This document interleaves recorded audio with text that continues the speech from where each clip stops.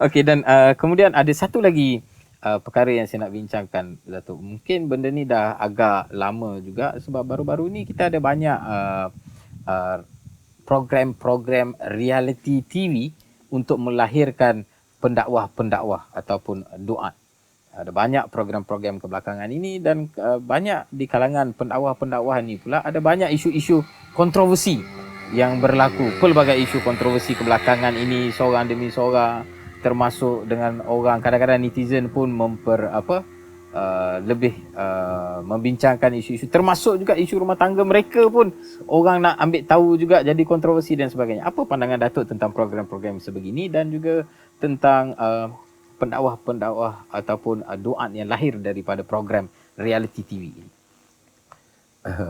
Saya pun pernah jadi hakim ke satu program. Cuma saya ingin ingatkan diri saya sendirilah. Kalau boleh berkongsi dengan orang lain juga. Pentas dakwah ni sebenarnya dia bukan pentas cari makan, selebriti, orang nak glamour. Kemudian ia satu kehidupan yang berprestij kerana dikenali. Dia sebenarnya bukan itu. Untuk kita melahirkan bagaimana cara awak nak berlakon di hadapan orang, bila ceramah macam mana cara nak menangis, macam mana cara untuk belajar cara fannul khitabah, Arab kata kan, seni di dalam berbicara, public speaking, ucapan awam, boleh lah. Tapi agama bukan sesuatu yang dibuat-buat. Ia datang kerana dakwah ni kerja Nabi. Ramai orang rasa jadi pendakwah lah nanti dapat duit banyak. Ada orang rasa lah nanti dapat duit banyak dan orang jemput, boleh kenal orang besar, boleh kenal artis, boleh jual produk. Saya rasa mungkin kita tersasul dalam hal ini. Itu bukan. Dakwah adalah kerja yang payah. Memasuki medan dakwah berarti memasuki medan cabaran. Apabila kita berfikir dakwah untuk perkara tadi, mendapat segala keistimewaan itu, kita akan bercakap apa yang boleh menyebabkan orang ketawa, orang suka, dan kita akan menyembunyikan yang benar. Kerana mungkin sebahagian kita kata, oh ini strategi. Tapi kebanyakan mereka bukan strategi. Menjaga poket sendiri. Kerana jangan menjaga pendapatan sendiri. Dakwah kerja Nabi Muhammad SAW.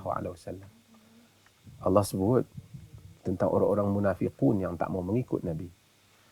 Lau kana aradan qariban wa safaran qasida lattaba'uk walakin ba'udat alaihim syuqqah. Tentang perjuangan dalam surah At-Taubah.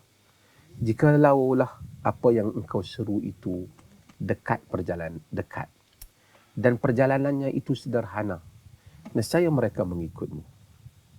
Tetapi ia jauh dan di atasnya penuh dengan berbagai kesukaran. Itulah dakwah. Itulah dakwah. Ia sukar. Kita akan merasai dalam dakwah ini keperitan, kecaman orang, permusuhan orang. Sebab itu adanya bab qiyamul lail. Ya ayyuhal muzammil qumil laila illa qalila. Kenapa bangun? Nabi bangun kerana kesukaran menghadapi inna sanulqi alayka qawlan thaqila. Kami akan mencampakkan kepadamu perkataan yang berat. Quran bebanan yang berat. Sunnah benar yang berat. Orang akan memusuhi kita. Orang akan menuduh kita yang berbagai-bagai. Ada yang tak ada orang akan kata pada kita. Apa yang orang tak tuduh bagi pendakwah? Kan? Kita di rumah saya ni dekat kereta api. Ini di antara senario yang bagus sebenarnya. Setiap kali kalau saya datang, sebentar Datuk, setiap kali saya datang ke rumah Datuk Mufti kita ni, sebab dah malam dia tak berapa nampak sangat. Kalau waktu petang dengan matahari terbenamnya, dengan bila kereta api lalu, sungguh indah. Sebenarnya negeri Perlis ni sangat cantik dengan tropikalnya. So orang-orang lain bila habis PKP sepatutnya anda datang melawat negeri Perlis, insya-Allah. Perlis ni rumah saya lah hutan. Okay. Balik pada kita cerita tadi kan. Oleh kerana dakwah ini adalah satu perkara yang kerja para anbiya, kerja para nabi. Dia datang dengan pakej bebanan. Ada kebencian, ada kemarahan, ada fitnah, ada ancaman. Saya satu orang yang malulah nak mengaku sebagai pendakwah. Tapi mencuba-cuba, saya dapat merasai besarnya tempias hal itu.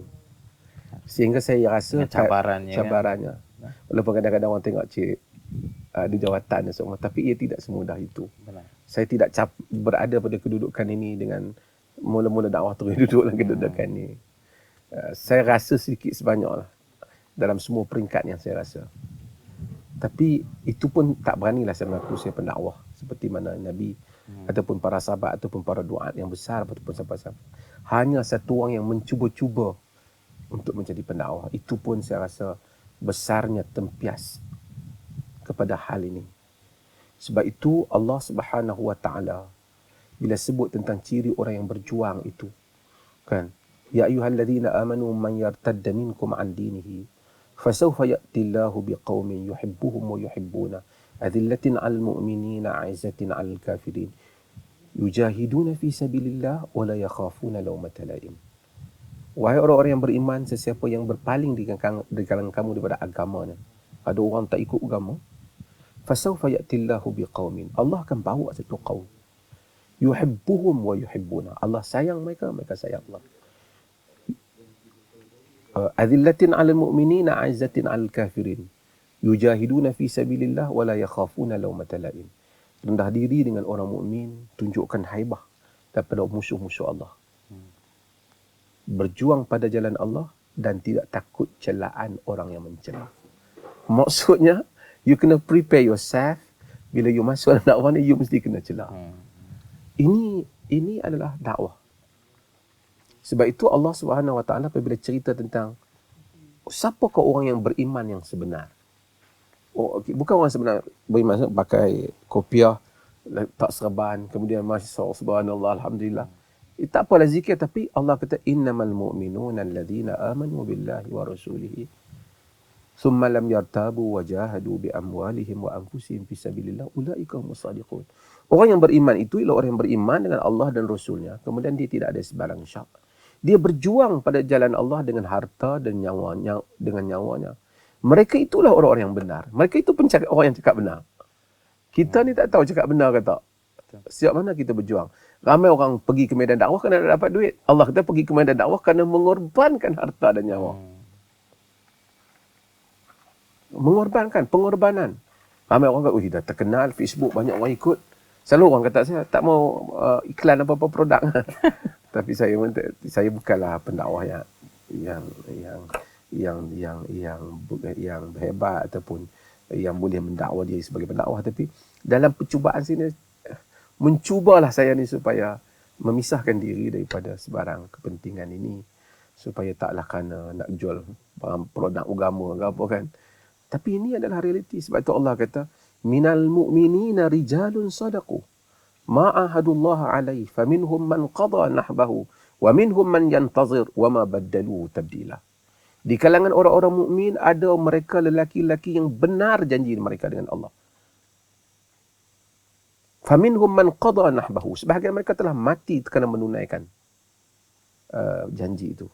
Wa minhum man yantazir, di kalangan mereka masih menunggu untuk menunaikan janji itu.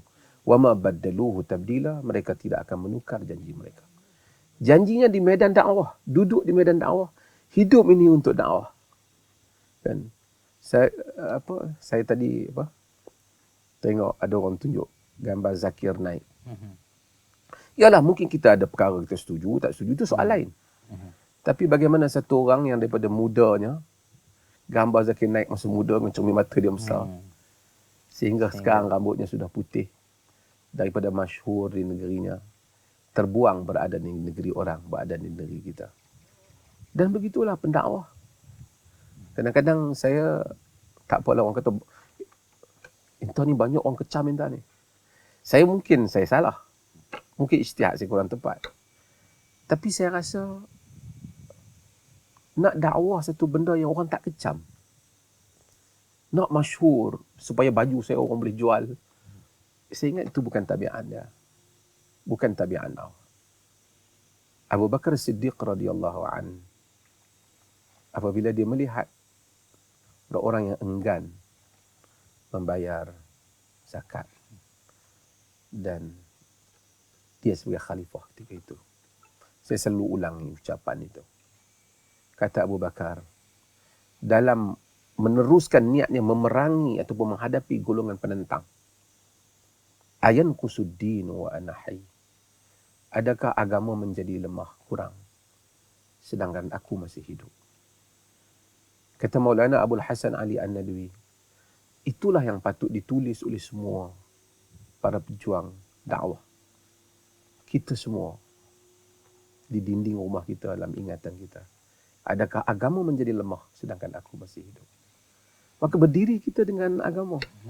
Kita akan membayar harganya. Kecam. Normal. Orang kata sebahagian daripada ugut. Biasa. Tak pun, alhamdulillah tak pernah cedera lagi kita ni. Sahabat cedera. Ada sahabat yang putus tangan. Orang semulia Bilal diseksa. Siapa kita dibandingkan Nabi SAW? Quran kata apa? Am hasibtum an tadkhulul jannah walamma ya'tikum mathalul ladzina khalu min qablikum massatuhumul ba'sa wad-dharra wa zulzilu hatta yaqula ar-rasul wal ladzina amanu ma'ahu mata nasrullah ala inna nasrullahi qarib. Adakah kamu rasa kamu boleh masuk syurga sedangkan belum datang kepadamu ujian seperti mana yang telah terkena orang-orang sebelum daripada kamu, sehingga keimanan mereka itu digoncang. Wazulzilu, digoncang hatta yaqula rasul, sehingga rasul berkata walladzina amanu ma'ahu, dan orang yang beriman bersamanya, mata nasrullah, bila Tuhan nak tolong kita. Ala inna nasrullahi qarib, kata pertolongan Allah dekat.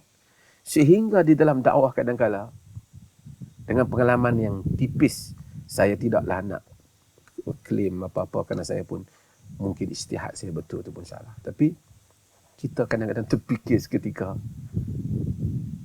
beginikah aku sehingga kesudahnya ketika gelombang cabaran itu besar.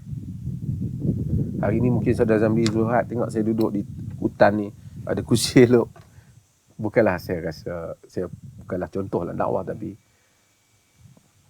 saya pun merasa iya. Beratnya. Kadang-kadang bila bersendirian fikir, mudah-mudahan Allah hantar ramai orang untuk menolong kita di dalam dakwah. Tapi alhamdulillah kebelakangan ni banyak juga Allah menolong hal-hal dakwah ini. Tapi orang lain juga berdakwah pada medan masing-masing. Semua orang ada sumbangan mereka. Mungkin setiap orang ada sumbangan, ada ijtihadnya, ada salah dan betulnya. Demikian jugalah kita semua. Tapi itulah dakwah. Ia bukan pergi berlakon macam nak jadi pendakwah untuk tahu berdiri di mikrofon supaya orang tertarik, maka bayaran tinggi sikit, mendapat jemputan yang ni, okey boleh duduk dengan VIP, dah lama terkenal, followers banyak di Facebook, boleh buat produk sendiri. Itulah entertainment world. Ialah dunia hiburan. Ia bukan dunia dakwah. Hal itu mungkin saya pernah berlaku ke, saudara Zamri pernah terlibat. Jika macam tu kita terjadi, mungkin kita kena semak semula apa itu pendakwah. Kadang-kadang dengan mudah da'i fulan kan. Gelaran si da'i. Saya rasa macam tak tahulah, mungkin mereka layak, tapi kalau ustaz ni pendakwah, saya pun rasa macam saya tak kata saya berdakwah. Saya merasa saya satu orang yang cuba-cuba nak berdakwah. Cuba-cuba nak berdakwah. Kalau Datuk Mufti pun rasa begitu, apatah lagi orang-orang seperti saya. Tak, saya mungkin itu betul. Title ustaz pun kami tak ada. Kita mencubalah kan. Ya, benar ya. Untuk orang panggil itu satu hal lah. Tapi untuk claim saya lah, kerana dakwah ni lah kerja Nabi. Saya buat kerja Nabi tu. Memang kita nak buat kerja Nabi. Tapi bila kita buat kerja Nabi, banyak persoalan yang timbul. Keikhlasan kita, cara kita, hikmah kita, uslub yang kita sampaikan. Tidur kita banyak mana mengingati kerja Nabi, bangun kita banyak mana, susah hati kita banyak mana. Kan? Jadi ini semua tidaklah sama seperti program reality itu. Yang mana saya bukan kata mereka semua salah, tak. Bagus, mereka telah diberikan pendedahan untuk macam mana nak bagus dalam pengucapan awam. Tapi dua awam bukan lakonan. Ya, Reality. Ya. Reality Daripada- ianya tentang memberi, bukan tentang menerima. Ya. Alhamdulillah. Tak salah kalau Allah akhirnya bagi pada kita kurniaan orang bila kita dakwah ramai tok guru jadi tok syekh. Orang sayang kat kita, ada orang bagi ramai kawan. Hari ni Zamri pun belanja saya makan. So itu tak apalah. Tapi saya tak berdakwah kerana nak suruh orang belanja saya makan.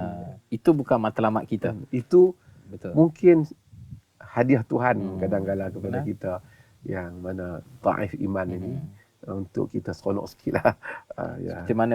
Seperti para sahabat yang waktu mereka pergi berjuang Ya. dan bila habis perang diorang dapat Harta rampasan perang. Tapi mereka tidak berperang untuk harta rampasan perang. Yes, betul. Ke perang untuk lillahi wa rasulih.